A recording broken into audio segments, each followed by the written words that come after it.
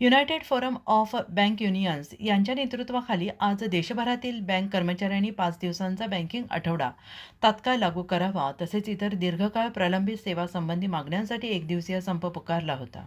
या संपाला प्रचंड प्रतिसाद मिळालेला होता. सार्वजनिक क्षेत्रातील बँकांमधील कर्मचाऱ्यांनी मोठ्या संख्येनं सहभाग घेतल्यामुळे बँकिंग व्यवहार मोठ्या प्रमाणात विस्कळीत झाले. सुमारे 200 बँक कर्मचाऱ्यांनी एकत्र येत जोरदार निदर्शने केली. यावेळी वर्क लाईफ बॅलन्स, कामगारांचा सन्मान तसेच शासन आणि प्रशासनाकडून दिलेल्या आश्वासनांची अंमलबजावणी यासाठी तीव्र घोषणा देण्यात आल्या.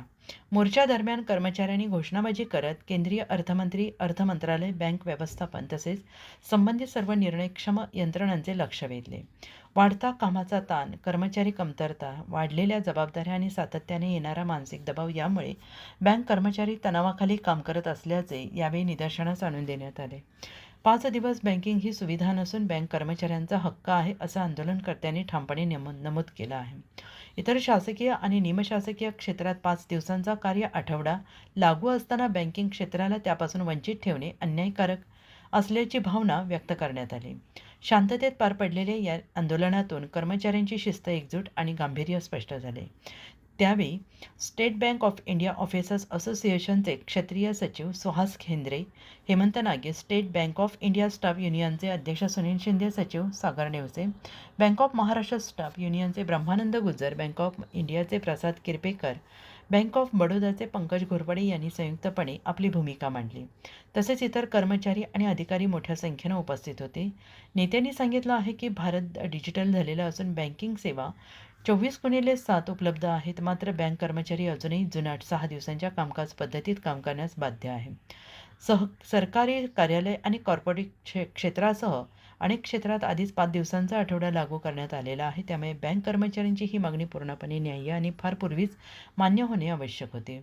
युनियन प्रतिनिधींनी स्पष्ट केलं आहे की 5 दिवसांचा बँकिंग आठवडा लागू केल्यास उत्पादकता कमी होणार नाही. उलट कार्यक्षमता, जबाबदारी, कर्मचारी कल्याण आणि ग्राहक सेवा अधिक सक्षम होईल.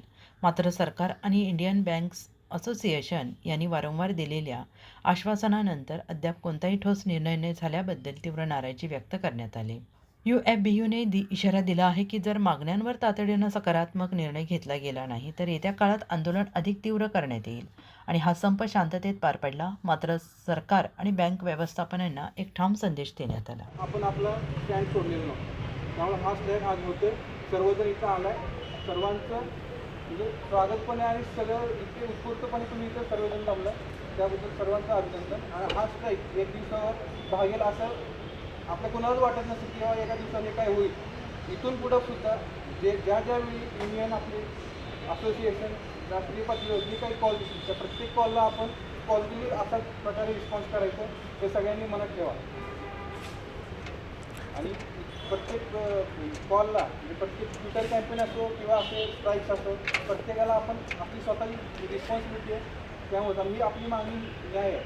2012पासून आपण हे मागतोय FIDB, पण सरकारनं 2015मध्ये तत्वता मान्य करून आपल्याला दुसरा आणि चौथा मान्य आठवडा लागू करून दिला. पण त्याआधी काय आपल्याला मिळालं तर आपण अर्धा दिवस काम करायचो शनिवारचं. दर शनिवारी अर्धा दिवस काम करायचो. त्यांनी 2 दिवस फुल काम करायला लावले आणि 2 दिवस पूर्ण सुट्टी दिली. त्यामध्ये आपल्याला मिळालं असं काहीच नाही मिळालं. आणि ह्या स्ट्राईकमध्ये सुद्धा आपण उलटं मान्य केले की 40 मिनिटं आम्ही एक्स्ट्रा काम करू, तरीही ते लोक द्यायला तयार नाही आहेत. त्यासाठी आपला हक्क मागण्यासाठी आपण इथं आलो. आज स्वतः सेंट्रल गव्हर्नमेंट आपली सगळ्यांची सेंट्रल बँक म्हणली जाणारी RBI, SEBI, परत शेअर मार्केट, LIC, GI आपण वाट बघत होतो गेले 2 वर्ष तरी. तो दिवस आज आलेला आहे.